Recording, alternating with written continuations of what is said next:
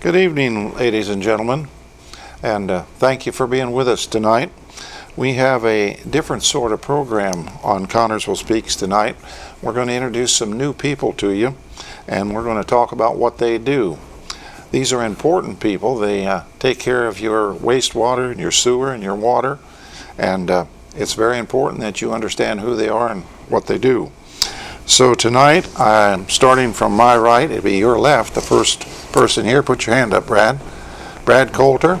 He's been with the utilities. How many years, Brad? 29. 29 years. And Brad is the assistant manager of utilities now. He moved up. He's had numerous positions down there, and now he's moved to the top. Right next to him in the middle, put your hand up, Bob. Bob Shoemaker, and probably a lot of you haven't seen him unless you met him at church or saw him around town. Bob is a sewage treatment plant manager. He took that place about a month ago, and he's done a great job. And he has a big responsibility, and we're going to hear a lot about it tonight. On the far right, you'll recognize this man. He's the soccer coach, and he's been in the park for about 14 years. 14 years, yes. 14 years. He's run your parks for you, and we promoted him this year. We got him out of the park, and he is going to be the utility manager. He is the utility manager, and he and Brad are going to work together, and they're going to keep your utilities going. And hopefully these guys are really young, so they'll be there for years to come, and they'll learn, and you'll learn them. In the back row, I don't understand why we got the girls in the back, but on my right and your left would be Erin Johnson. And put your hand up, Erin, so we know which one we're talking about. Erin is a hometown girl. She has a master's degree in biology. IDEM, the Indiana Department of Environmental Management, has told us we have to have a pre-treatment coordinator and a chemist down there. And Erin fits the bill, and she graciously accepted the position, has been down there about how many weeks? Probably about 3. About 3 weeks. So she's been learning the ropes down there. In the past, while Mary Ellen Blanton did both jobs. She ran the sewage treatment plant and did pre-treatment and the chemistry, but that no longer can be done. It was too much for her to have to be doing, and IDEM wanted us to break the two pieces in half. So on the other side of Erin, raise your hand, Jessie Bound. Jessie is a graduate of Ball State. She has a degree in hospitality, and she took over as the park superintendent. Jessie is well qualified. She, as I said, graduated Ball State. She has worked in the park during her college years. She's weed eated. She's cut grass. She's been all over that park. She's worked in the buildings. She's hosted parties, such as your Christmas party and your Easter egg hunt and all the things that she does. And so she's very familiar, and she's ready to go. And how many weeks you been up there? 2? Almost 3. Almost 3 weeks. Mm-hmm. Yeah. So that's your new crew. Now we're gonna get down to the nitty gritty here, and we're going to start talking about what they do, each one of them. In Connersville, we have a thing called utilities. And utilities is water, sewer, storm water, and your trash pickup. But we're not going to talk about trash pickup. We've spent a couple of programs on that, and everybody understands that. That's the one-armed guy comes along and gets your trash can every week. We're going to concentrate on water, sewer, and storm water. So Brad, I'm going to pick on you because you know the water end of it. Tell me how we get our water in our house. Where do we start from? Well, I was going to tell you a little about the history of the utility. That's good. That's a good. In 1870, the first water plant came online, and that set just about where the street department is today. And that plant pumped right out of the canal, would use canal water to power it, and then it pumped right out of the canal. And then that was not the cleanest water, so about 1910, Mayor Finley Gray, you might be able to relate to this, wanted to build a new water plant, and his council wouldn't give him the money. So he took the council over, and they stood on the bridge at 9th Street, looked down in the canal, and it just, some coincidence, 3 dead pigs floated right under them, and he got his new water plant. And that plant is still in operation over on 9th and Fayette. We use that as a backup, and then we have our new water plant that was brought online in the 60s that we use as our main plant today. Now that plant's right at the top of the hill from the Babe Ruth Park, right? Yep. Yeah, people see that as they drive by into the Babe Ruth facility. So there. we don't use it at all, only when we just absolutely We need it. use it when there's a fire, when we need more pressure, and we used it when we had the bad leak there a couple years ago. Okay. Yeah. And that's the history of water in Connersville. Finley Gray, they tell me, he went on to be a congressman, and he was quite famous. And I'm told that Finley Gray is the guy that wanted to put the 72-inch down the canal, and they laughed at him, said they'd never need it.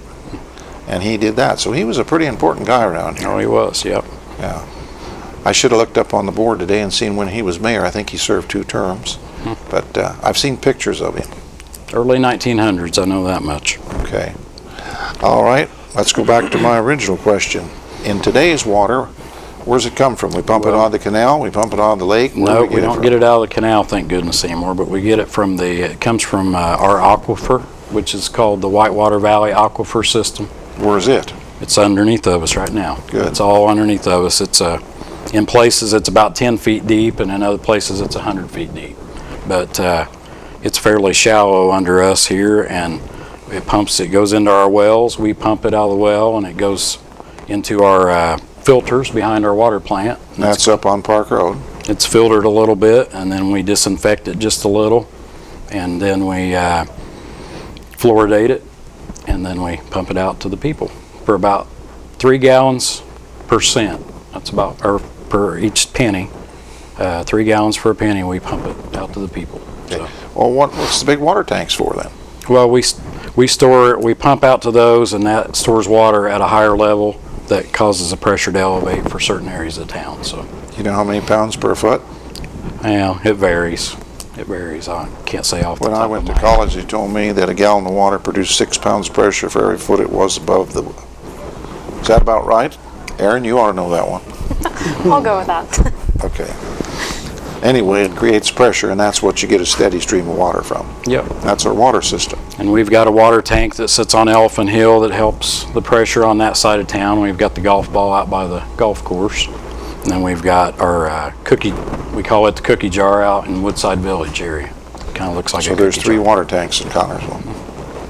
It's where we store water. We had a tank on Jennings Point, but we took it offline a few years ago. Okay. That's the story of water. Now we're going to move to the middleman up here, and we're going to talk about the story of your sewage. Now, originally in this town, there was only a sanitary sewer, right? Probably. I mean, that was before my time. The sewers are, what we have now is called a combined sewer system, where sanitary and your streets drains and stormwater run into the same system. And, you know, that was probably how it was built originally, because you only had one sewer. Right. So, You put your eave troughs in it, you put everything in it, and all the street water went down it. right. So when did the state say we're not going to do that anymore? About 15 years ago, I believe, was when they started mandating it. And over the last 10 years or so, it's become much more of a mandate that we separate our existing sewers. To do that, of course, is a major issue. That's the projects going on up on Grand Avenue and that now, where they actually have to dig it all up, disconnect the storm drains from the sewer, and put in a storm sewer. And that storm sewer takes the rainwater and the storm water and the street water over to the river without treating it. The storm water, yes. Yeah. Yeah, And the sanitary water goes down to you. right. Now, when you get it down to your place, how do you get it? It comes in through that 72-inch sewer line that mayor had talked about putting in. That's ended up coming down through the canal bed. There's a 6-foot line runs under the canal bed, and that gathers in all the feeders from the different parts of town and comes down to the sewer plant, where we treat it. And what we have is called an extended aeration process. That basically, it's a 3-part process, where in the first part we remove solids and just let the water settle, physically pull out things that float and settle out. Then it goes into the aeration part of the process, where we let the bugs do the work. The microbes start eating the organics out of the water. And then the third part of the process is where we remove the bugs from the water, put them back in to start eating the fresh water again, and then we chlorinate it to kill any E. coli or anything that's in there, and then remove the chlorine from the water, and then we send it to the river. Big process. Yep, that's the main part of the process, but then we have to treat the stuff that we remove from the water before we can send it out. The solids that come out, the sludge, that goes into an anaerobic process in the digesters where different bugs eat it. And when And he then- says bugs, this is good bacteria, that eat the stuff yeah. up. Yeah. And that sludge then ends up getting applied to farmers' fields. We land apply our sludge. Quite a process. Aaron, what's those bugs that are in there? Is there different bugs in different areas? That's a question I'm still learning. Okay. But that's your job, right? You got to know what's eating it. And Eventually, hopefully I will. Yeah. Yeah. right now you're concentrating on testing. Yes, learning the lab and all the testing. Give us a day. You've been down there enough now. You know once a day's work. How do they test? This is down at the sewage treatment plant now, folks. Well, we do a few different tests. We test for the chlorine before we release it into the water. We want to make sure the chlorine is out. We also test our ammonia before we release it into the water. We're also testing E. coli to make sure those numbers are low, so we're not, polluting the water with that. What else?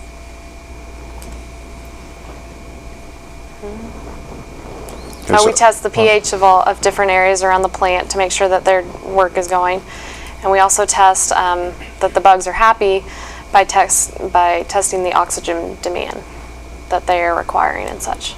Okay. And there's temperature something to do with it too, isn't there, Jim? To keep it at a certain temperature. Yeah. Keep the bugs happy, they need to be warm and fed, and give them something to breathe. And that's our main job, is keep those little bugs happy so that they do the work. And then we take care of what's left over. We test the incoming sewage to find out what's in it, and then we test what we're going out to the river, so make sure it's clean. And that's the limits that we have to meet through the Indiana Department of Environmental Management. Sets limits for what we can actually put into the river, and that's all based on keeping the nutrients out, to try to keep algae from, trying to not pollute the river with algae and so forth. The testing in the internal parts of the plant just helps us control the process. How many gallons do you treat a day We're running about 4 million gallons a day of sewage, of water? of sewage. How many Well, gallons are we it's- pumping, Brad? About two, About two. typically. Sometimes more, sometimes a little less. So the differential is the stormwater and the stuff that's coming down. that should- Stormwater and infiltration. And Yeah. Okay. Yep. Okay. Well, Mike took over as the superintendent. Mike's job is to run the operation, keep the employees happy, keep the time, take care of employees, watch the trucks, keep everything going, make the schedules. He's got a big job, and then he's learning the sewage treatment process, and it's a job that is a career. It's not something that you put somebody in for a couple of weeks and then you put someone else in. These are so important, these jobs, that these guys got to know their business. Just like you heard Brad explain, water. He knows the water. He knows the sewer. And he knows where most of the pipes are because he's been down the hole fixing them all over town through his years of coming up through the ropes. So Mike is the business manager part of this thing. And Mike, you've been over there, what, 2 weeks, 3 weeks? Oh, about 2.5 weeks. Okay. What are you thinking? It's been a good learning experience. A lot more to it than I thought. A lot of regulations, a lot of paperwork. I know Brad and my office personnel and my workers, they all have been pretty patient with me, trying to teach me the ropes. But it's been a great experience so far. Yeah. Mike has a degree in environmental management. He's prepared. IDEM's very happy with him being the manager. They're very happy with Brad with all of his experience being the assistant manager, and they're extremely happy with Bob being in the plant. And I know they're happy with Aaron because we're doing exactly what they asked us to do. It wasn't something we wanted to do because it's expensive to operate like this, but these people are professional people and we had to have them, and we have to have them in that order. We're going to drop sewage and water. We're going to come back to it because I got some other questions we're going to ask. But we're going to go over to Jessie Mound. Jessie, as I told you when we started, has a degree in hospitality from Ball State, and that's her job. That's what you do in the park. You keep people happy. You have programs. She has a sports coordinator over there, Daryl Drew, that works in the park, and that's his job. He does all the sporting events and all that. So, Jessie, after just 2.5 weeks over there, what are you thinking? You've been there a long time. I mean, you've been there every summer, so. I'm thinking Mike had a big job, and now I'm discovering that. Yeah. But so far, everything's going smoothly. You know, I have had a previously relationship with the guys over in the garage, so we already know each other. There's a good relationship going on so far there. And then Bill, he is the lead over the maintenance and the park mowing and all that stuff. He's a big help to you. Oh yeah, Yeah. huge help. Yeah. He knows what he's doing, and that's because some of that stuff I honestly don't know. Billy Dunsel- Plumbing and electricity and Billy all that Dunsel stuff. heads up our lead man to fix things, our repairs, and he is a great asset. Saves the city thousands and thousands of dollars because he's the guy that just put the white stuff on the inside of the pavilion so we could have it real nice for the fair. You've come in there, and of course, you had another hospitality job you've been on for the last couple of years. Yes. Is this is a lot bigger job than that one? Yeah. Okay, tell us what you did on your previous job after graduating college. My previous job, I worked at an event facility in Pendleton, Indiana, and we did mostly weddings and a few other events, but mostly weddings. So I had to deal with brides and grooms. And you're going to do a lot of that up here too. Yeah, for sure. Okay. Do you have you got some goals and things that you'd like to see the park, see things happen up there? Yeah, I would like to see the trails kind of take a lead in the park. I know up to Walmart, that's one of the main concerns, and then possibly back behind the park and down to the river and follow that all the way up to Smalley's. Eventually, a new Babe Ruth facility would be nice to have. It would be nice not to have to deal with all the flooding issues and repairing that every year if there's a flood, because that's a lot of equipment and stuff that can get damaged. It'd be nice to save that money down there and put it towards working on we got the a fields. committee working on that, and we're Yep. just in kind of some financial constraints, but we got 2 or 3 things we're working on to try to make that happen. Yeah. Okay, so you got a job that you're getting into your busy season. You got Christmas. You'll have a Christmas party in that building every night. You've got 2 buildings. You have the bluegrass music now over yeah. in the. How's that going? I think so far it's going great. I guess they're having a good time. They're cleaning up after themselves, so You're happy with them? we're happy. I've always believed that we offer, baseball, soccer, we offer all these things for young people and we also got to offer things for people my age and younger. I'm not going to tell you my age, but everybody knows anyway. Getting back to utilities, Brad, give these people some idea what it costs just to operate their utilities. Are you aware of that? I don't want to put you on the spot because that's not really your responsibility. That would be a little bit of a difficult question to answer. There's a lot to, but I wanted to tell you a couple of fun facts. Okay. That I'd written some down, but I didn't get up here with them. One of them is that we have about 45 pieces of property, large and small, that we have to maintain, from might be the wastewater plant or the water plant down to the size of maybe just big enough to be a pumping station. So, but you still have to mow them and weed eat and all that, keep things looking nice, and we try our best to keep all of our properties looking nice. That's because you've got to have lift stations. Tell them what a lift station does. We've got on the wastewater side, we have lift stations that helps pump the sewage from generally from lower areas up to the sewer, so it can reach a place where it can be gravity fed by incline into the plant. So How many of those we got?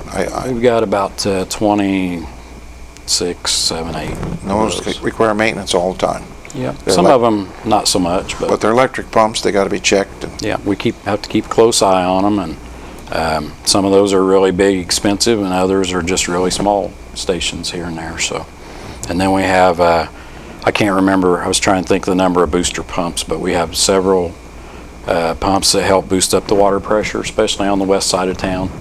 Going up over the hill and stuff like that. Yeah, used to they had a lot of water pressure problems out there, so we have a lot of that. So we've also got 27 vehicles that we have to do our jobs, from different types of trucks. We've even got a 1967 dump truck that we still use that has about 45,000 miles on it, and so we try to take care of our stuff and keep it for a long time. I guess you still use that. It's at the sewage plant, so. Use it all the time. And we have some older vehicles. We have a few newer ones, but those are all, we have a use for all of them, or we wouldn't keep them. And I figured we pump about 1 billion gallons of water out to the people every year, and we treat about 2.5 billion gallons of water at the wastewater plant. That's one of the problems when we had our audit up at the water plant. We're losing water, and I know you're working on that, and we have plans. Mike, what's the biggest plan for trying to find that water we're losing? Well, the first thing we need to do is get caught up on all the leaks throughout the city. I think that's one of the things that we need to do. And also catch the water that the departments use, the fire departments when they put out fires, the parks department when they fill the pool.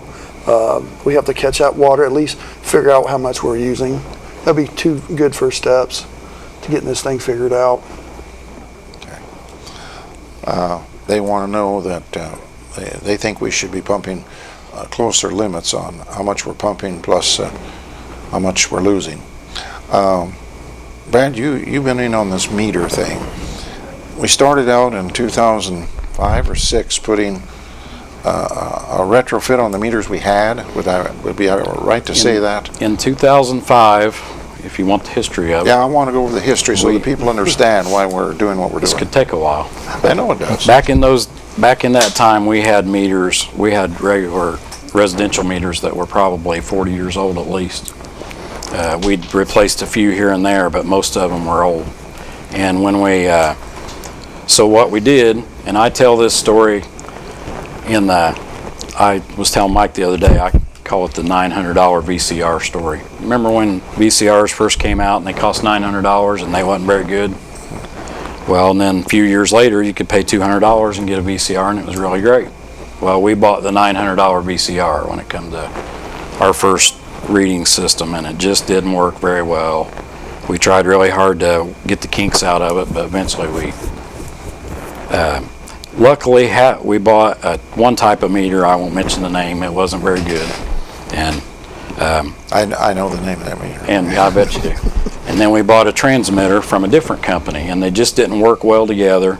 So luckily, about halfway through buying meters, we switched to a different kind of meter, which is a good one, and I'll tell you, that's called a Badger. Absolutely And a good. so half of our Made up in Wisconsin. meters are Badgers, and on those, when we decided to throw the old system away and start new, we were able to keep the bodies of those Badger meters, and then there's a retro kit that we got for them where you just screw the new clock on that old body and you didn't have to take the whole meter out. The other 3,000 we had to replace the whole meter and just get rid of all those. So now we have what's called an Orion reading system, which is just super. We're about 90% switched over to that new system full way. I think we're down to 700 meters to put in. About probably less than that now, going through this week. So, and that's just working so much better.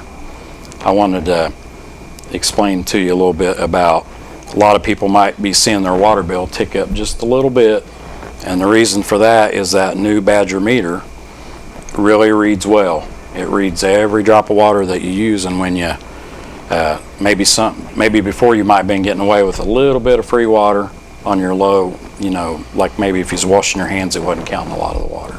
So now it's counting it all. So some people might be seeing a little increase from that, which is. But it's being fair to everybody now. But it's being fair. It's counting all the use. That meter that was bad, I'm not ashamed to say it, it was called a Datamatic. Should have never been purchased here. The Datamatic, I believe, and I've been told by experts, is made for places like Las Vegas, California, where you didn't have the freezing and the thawing in it, and the meter, that reader wasn't down in a hole, it was out on the side of your house where it didn't have all that moisture. But we soon found out that that was bad. Where 500 of them were laying on the shelf when I took office, and we forced the company to put them in and put antennas in, and they just don't work. They were failing at about 100 a month. And now we get this done. And I've got to take my hats off to the utility, because we first thought it was going to take 3 years to get this done. And we've done it in, it's going to be a little over a year, maybe 14 months. And when it's done, we should be able to read all of our residential meters with one meter reader. And then we'll have to still read the 2-inch and the industrial meters by hand. What we're doing right now is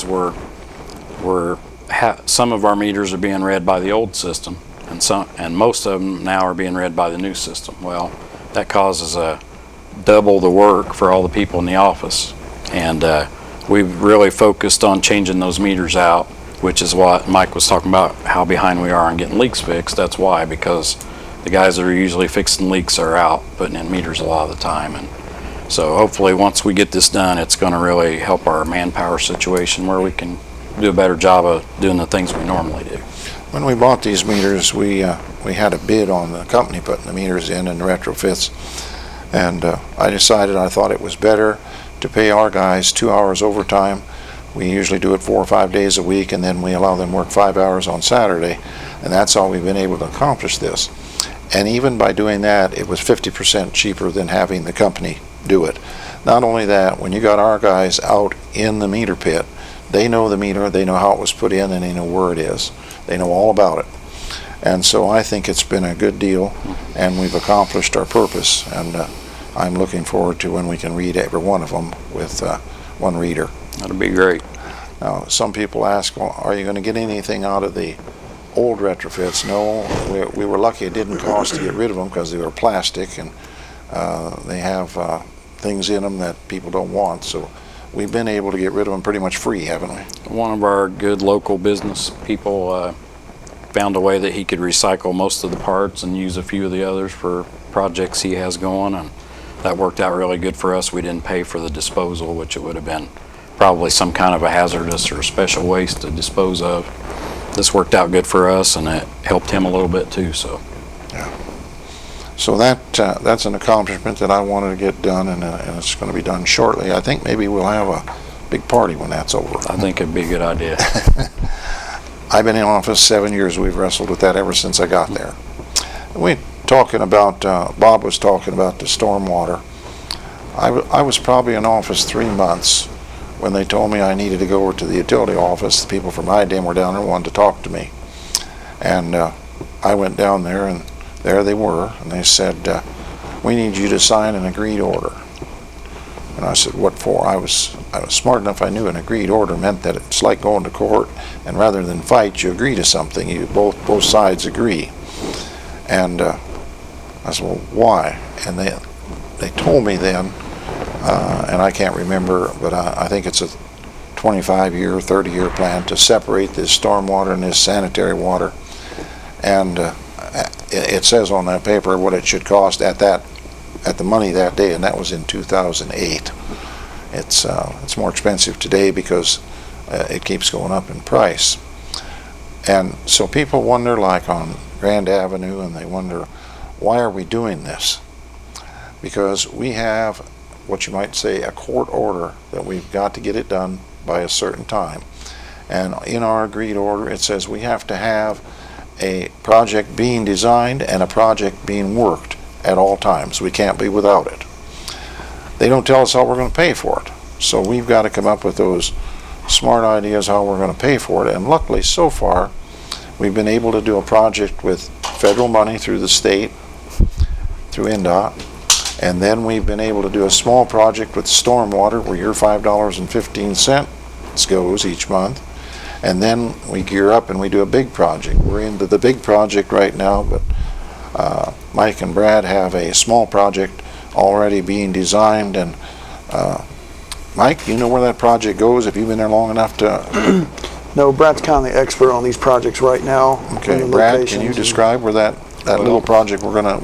That was one of the big surprises, not necessarily a happy one, that we got when we first got over to the office. We found out that I kind of thought that we would have next year to catch up once this project was finished, but we were told right away that we had to early next year get started on the next section, which we've named the F project because it runs from 21st and Grand to 21st in Iowa, up Iowa half block and up Vermont half a block. So it kind of looks like an F on the map. And that project will be running simultaneous with the one we have going now, which is all of 21st Street across from Ohio to Grand, and then down to 20th and back up to 24th on Grand Avenue. And our next big project will go from 24th to 30th. That should be about 2017-18, long in there. I think construction will be in 2018, and we'll also be running another the projects, the two I just mentioned, will finish up the capacity for the 72-inch storm line that was put in about 1999 between Walmart and Grandview Pharmacy. Yeah, it goes right behind the new restaurant, Right. Moto restaurant, and that's a 72. It goes all the way to the river. Yep. So in the next section going to 24th to 30th on Grand, we'll be putting in a 72-inch trunk line that'll run just south of Kunkel's between there and the Ford place. So you can see this is a very expensive. Can either one of you remember is it 30 million? What is the figure they estimated it was going to cost us? At least. We've probably spent 10 or 15 already, and we got well more than that to go. And that's just in today's dollars. You don't Yeah, and know it what keeps it's gonna going up cost. every year. Yeah. It's supposed to be finished in about estimated 2028. So I don't think I'll be around to see it done, but come out and tell me about it. Okay. Aaron, I know a lot about what I've learned down here, but when this pre-treatment thing came up, I know what it is. I know you got to go out to the companies, find out what they're putting down the sewer. You got to make reports and send to the state. Give us a description. Do you know much about that yet? I know you're just getting started. You've been out visiting some companies and. Well, I'm just getting started on it, but I know the big thing is that we try to have a good relationship between the sewer department and the companies, and have a working relationship of what they're putting into the sewer system, and making sure that it's compatible with what we can treat. So we don't want any harmful, chemicals or metals that we can't treat down at our end. What if they're putting them in? What do you do then? Then we don't want to get to that point. But if we do, we have to make sure they're permitted, and making sure that they're not releasing above a certain limit so that we can't handle, and then if it gets to that point, well, then I'll let you know. Okay. I'll update you. I know a little bit about it. They apply for a permit, and it's lengthy. It's quite a long, lengthy thing. Bob can tell you about it. And when they apply for this permit, I started getting these copies of these permits coming into me, and it says, you will do that. And I'd call Mary Ellen. I said, Mary Ellen, what is this? And she'd tell me. So I know a little bit about it. And we've got some companies there, I think 2 that are permitted right now. We have 2, and and the third one is working on getting permitted. Okay. And there's others probably out there that you're going to work with. So you're out of the office a good bit. You're going to be working on that. Okay.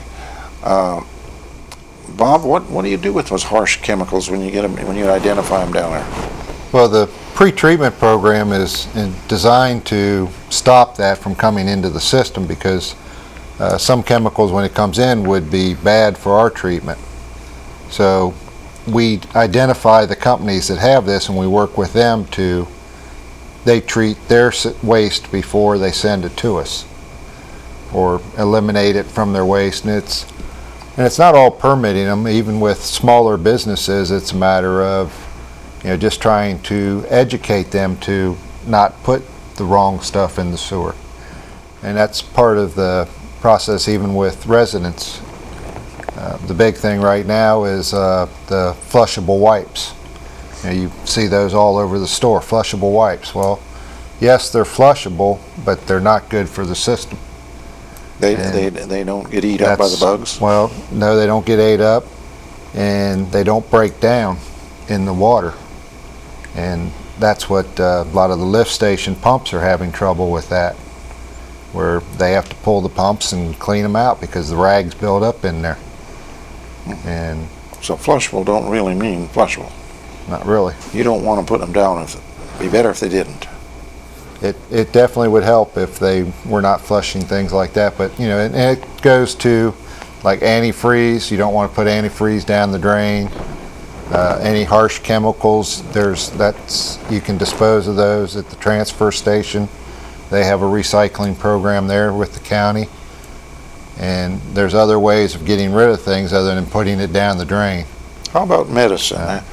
I hear people say, well, I just flush all my old medicine down the toilet. Is that what you want them to do? That's definitely a problem, because that does not, a lot of the chemicals do not come out in the treatment process, and they'll end up actually going to the river where, you know, everything accumulates as it goes downstream. It's like, you know, I'm just dropping a couple, you know, I've got 3 pills left, I'm just going to put them in my sink. Well, you do that, and 100 other people in this town do that, and in 40 other towns they do that, and by the time it gets down to where the Whitewater meets the Ohio, you can have a pretty high concentration in there, and then you start getting, you know, problems with the fish and the wildlife. But that's what, you know, there's recycling programs and disposal programs for a lot of this stuff that's better to do than dumping it down the drain. So you don't advise people to dump medicine down the drain? Of course, we don't want any motor oil down the drain, no Right. gasoline, no antifreeze. Right. What are some of the other chemicals that would be bad to put down the drain? Well, anything that you wouldn't like to be exposed to yourself, you know, it's not good to put in the drain. Okay. Well, how about all these, like, toilet bowl cleaners? Those things are strong. Does that? Yeah, acids like that, they're mostly acids. They dilute quite a bit and will actually, you know, transform other things in the liquid and become, you know, less volatile. So, but you don't want to dump massive quantities. It's always best to use as little as you can of anything like that. And there are green ways of, you know, vinegar can be good for drains. Vinegar is good for drains? Yeah, vinegar's an acid. It'll actually help clean your drain too. You know, and So you put some vinegar down your drain every once in a while, you'd be better off. Didn't know that. That's a new one I learned tonight. Okay. you know, Well, we got 6,700 customers, don't we? 6,700 customers, 60, roughly? probably 65 these days, probably somewhere in that neighborhood. We've lost a few here and there, but somewhere close to there. And I'm going to go into something that people get upset about. They call me all the time. Those mean old utility people shut my water off this morning. And then I call over at the office and I tell those mean old girls over there, well, at 232 Junkin Street or whatever it might be, I hope I didn't say your address, but they shut the water off. Why? Well, most of the time it's because they didn't pay the bill. How many of those do you have a month? Well, it varies. Probably, it sometimes runs between 75 and 125 each month. And you got to go out there then physically shut the water off. Yep, they go out and shut it off, and just as soon as the people come in and pay their deposit and their reconnect fees. And what is that? Well, it's kind of complicated. It's you pay $20 reconnect, but there are a lot of other rules. I wish I was prepared to tell you what they were. Do you know what they are, Mike? Have you got onto that stuff yet? But we just did one this past week. So that was my first process, and I think the list was down to 60, 65 people we have to disconnect. I mean, a lot of times they have to pay their month that they owe. Then they're also their bill for their late. So they usually got to pay 2 bills, and then their connection fee to get turned back on. Because we give them plenty of warning. Yeah, they get a notice after they're delinquent a month. Is that it? On their next bill. On their next bill. Yeah, so it says you're late, this needs to be paid by this certain date. then when that date comes, we even try to call a few of the people, especially the first timers, let them know. They do a really good job trying to help the customer out, so we don't come to the turning the meters off, because it does take time from us to do that. And I tell people when they call my office, if my wife didn't pay my water bill, they'd shut mine off too. And I can't get it turned on unless I go over there and pay the late fee and pay the bill. I hate to even admit this on television, but I worked there and I've had mine shut off, and nobody called me and told me. They just shut it off. Probably want to teach you a I lesson. said, well, I had I'd stuck the bill in the visor and forgot all about it, and I said, I'll come right over and pay, but I had to pay the reconnect fees and everything just like everybody else. And you know, I had a lady call me the other day, and her son got a ticket. It was a parking ticket, and you know, they don't give a lot of parking tickets, but they gave a parking ticket, and she wanted to know if I could just forgive that parking ticket. I said, if it was my own wife, I couldn't. I can't forgive a parking ticket. There's a lot of things the mayor can do, but I can't save your water bill. And I'm not saying that, you know, if you're frustrated and you don't think you're being treated right at the utility, by all means, call my office. I'll call over there. I'll talk to these guys about it, and I do it all the time. But if you just got your water turned off, believe me, I can't have it turned on unless I go over. And I have gone over there myself and paid some of these because I knew the people and I felt sorry for them that couldn't. But we do everything we can to bend the rules where we can a little bit to help. I've got myself in trouble already over there by trying to bend a rule or two to help somebody out, because we've got State Board of Accounts makes you do certain things certain ways. You can't do anything about it, but when we can, we'll help people as much as we can. But John, you got the number up on the screen. I don't know if anybody's watching us tonight, that this thing will show for the next month, and people will learn about their utilities. My whole goal of having all of you on here tonight is that the public, Connersville, will know who's running their utilities, who's doing everything over there, and the new pretreatment lady, and how well qualified she is, and Jesse in the park. Everybody knew Mike Bottomley run the park for 14 years. He was an excellent guy, and everybody knew that. Well, now everybody knows Jesse, and when you have a complaint over at the park, complain to her first, and if she's rude to you, then you call me. But as long as she's nice to you, don't call me. When we talk about utilities, I get this on the phone, they call me. My water bill's $105. Holy moly, it can't be. I said, man, look down in the left-hand corner and tell me what it says under water. Well, it's $17.50. Your water bill is just water down there.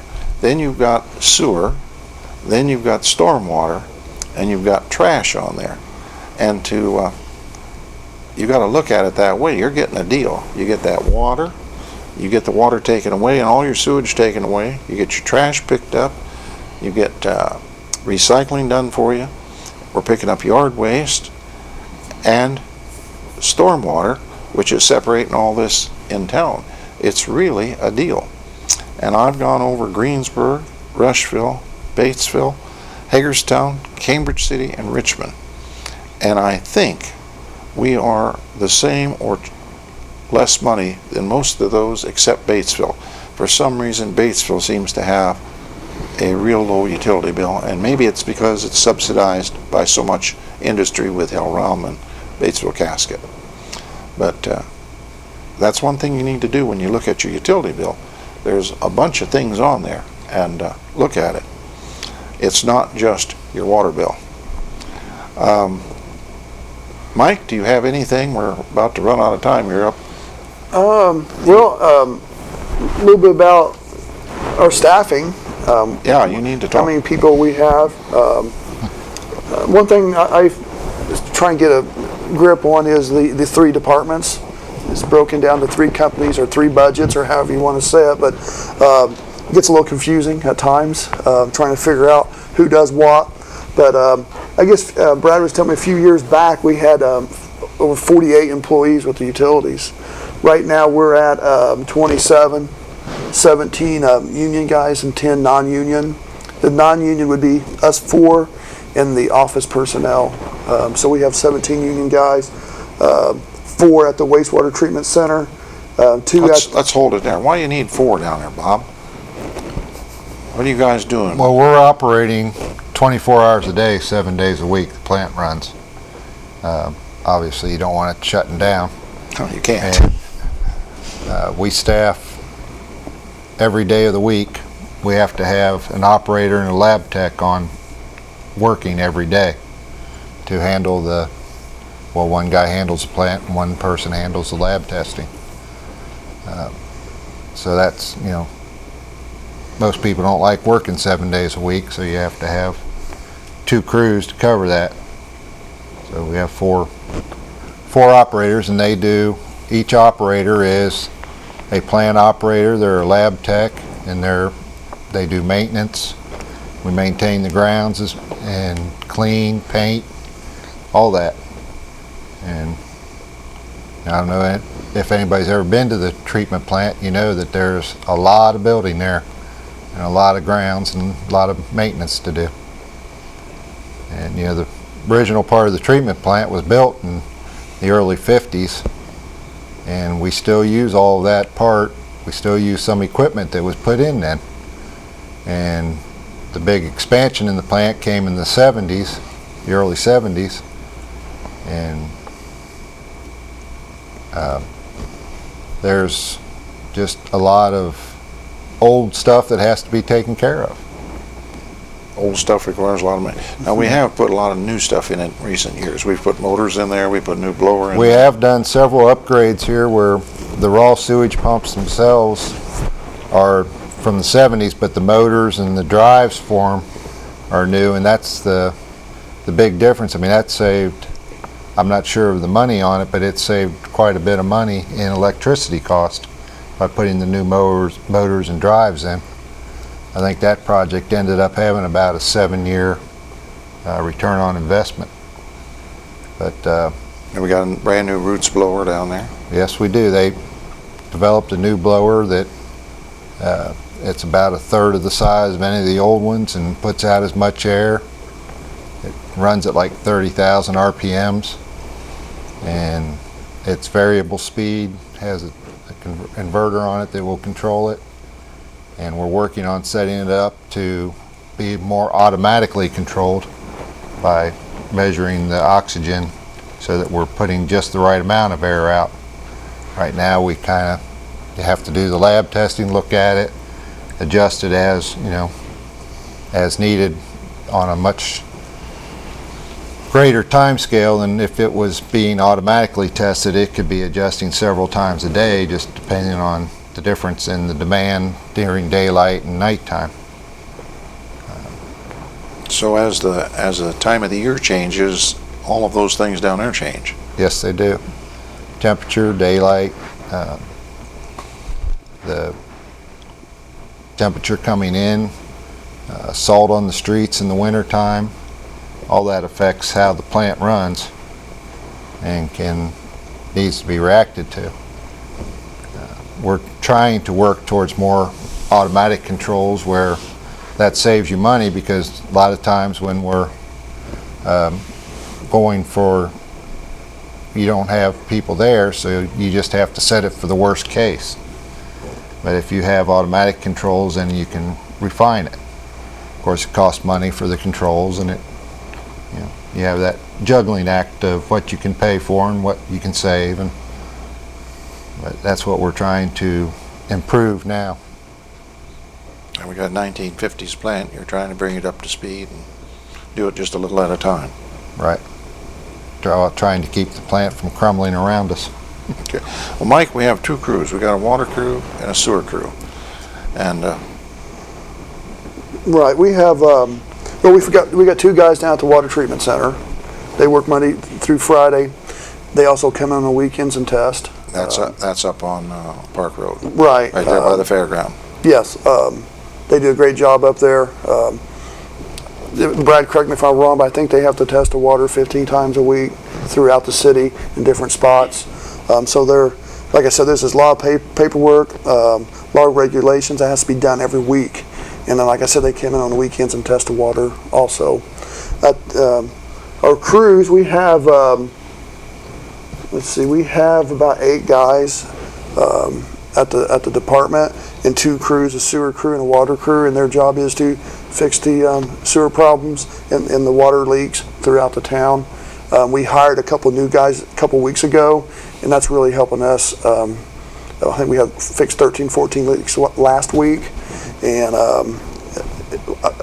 I think you'll see us turn around here next month, getting these meters all done, getting the leaks caught up, and we start doing some of the other things that needs to be done. Yeah, speaking about that, we advertised for 7 days. We're an equal opportunity employer.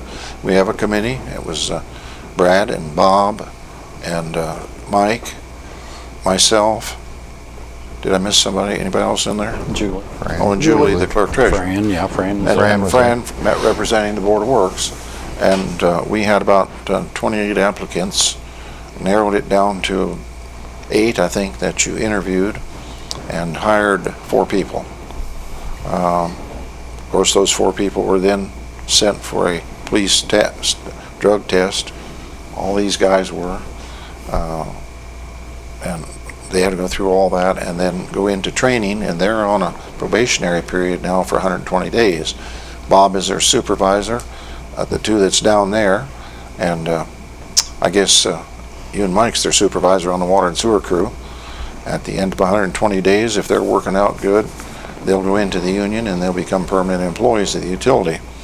So Bob is trying to train these guys with his you still got your original guys down there, don't you, Bob? Yeah, they've got another week before they retire. And I think things are going pretty good. They're training well, aren't they? It's been a juggling act trying to get everybody trained and everything, but it's working. Yeah. And maybe some people out there would say to us, well, why'd you have to do all this now? Well, what happened was PERF, Public Employees Retirement Fund, decided that if you didn't retire, if you were eligible and you didn't retire by October 1st of this year, 2014, they were going to take part of your pension away from you. So that kind of moved a lot of people toward retirement, and we lost, what, 5 people in utilities? And we advertised, and it took a long time, and I think they had to be out of there by a certain date because they all had vacations coming and sick leave and all that. But anyway, they didn't give us a lot of time to get this done. So it's all in place now, and as you can see tonight, I think you folks have got a good group of people running your utility. They're a younger group. They'll be there for a long time, and they'll grow with the utility, and the more they grow with it, the better off the city will be. We're just down to a few minutes.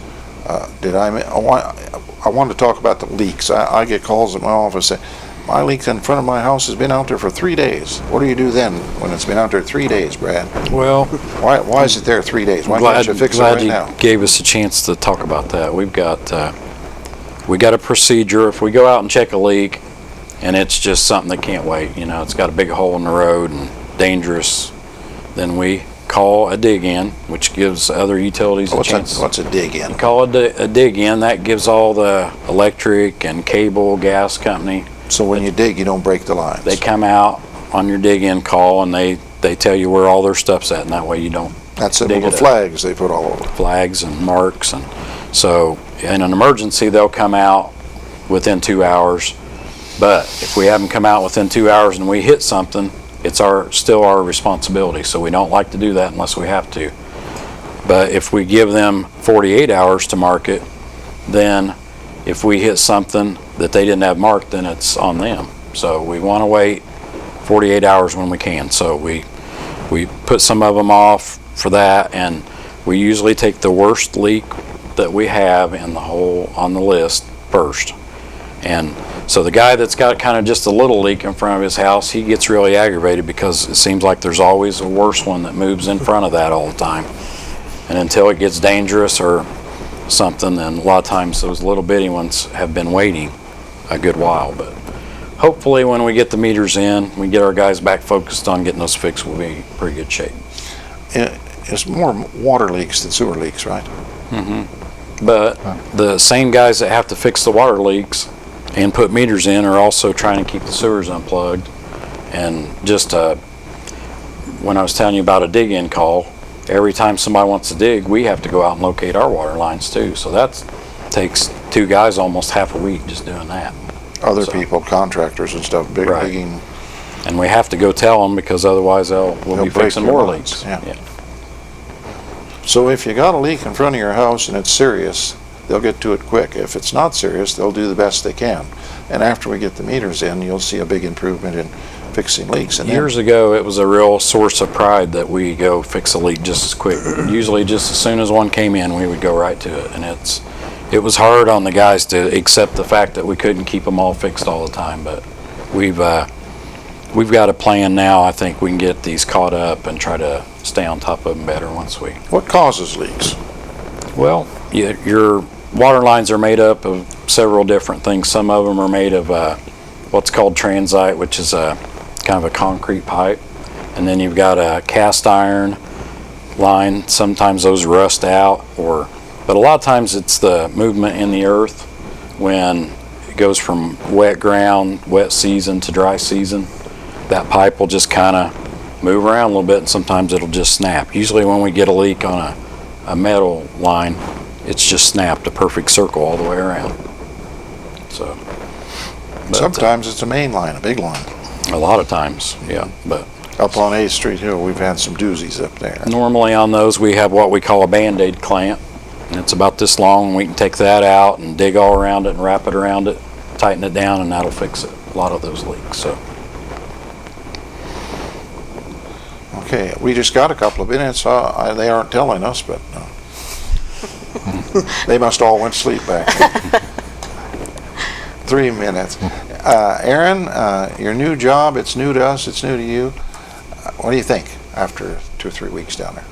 I've really enjoyed it. I mean, it's been definitely a learning experience. I went from the parks where I was very used to what I was doing since I had done that for 9 years. I forgot to mention that you'd worked for us for 9 years. It was a promotion for you. But, I think it was a promotion. yeah, we'll go with that.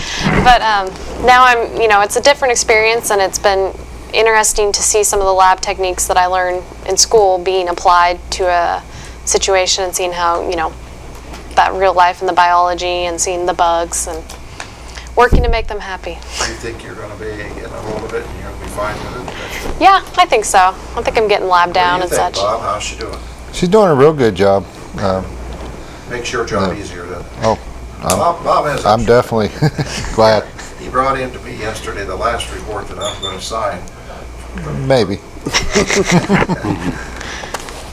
Oh, did I drop my mic? I'm sorry. Gosh, I got so excited I dropped my mic. First time I've ever done that, John. Yeah. He's, I don't know, what'd you have? 5, 6, 7 pages of different things that we had to sign yesterday. Yeah, those were just the small reports for the month. Yeah. But eventually Mike will be signing all that stuff and get it off me. Yeah. And he'll be the responsible party, although I didn't realize it when I was elected, but the mayor's responsible. Even if they make a mistake, I'm still responsible. Jesse in the park, how are you doing? Good, Good? good. You like it? I love it so far. You love Yeah. it. And Brad, you gotta love it. You've been there so many years. can't help but love it at this point. Do you like this new job better? Yes, It's a challenge, isn't it? I'm really excited about it. It was to go, first of all, most of the time when you get a new job, somebody teaches it to you, and I kind of got to go over there and figure it out for myself, and then, working with Mike and him getting familiar with it, it's been interesting, but it is exciting, and it's, to be able to... Bob, you like it? I like it. You know what you told me? Yeah. I should tell the story how I met you. I walked in the door and I said, I'm looking for Bob Shoemaker. Said, I'm Bob Shoemaker. We're out of time. Well. Folks, it's been great tonight to talk to you about our utilities. We've got great people. These people are the people that serve you every day. If you have questions, I'm certain you can call them or call my office. For tonight, see you next time.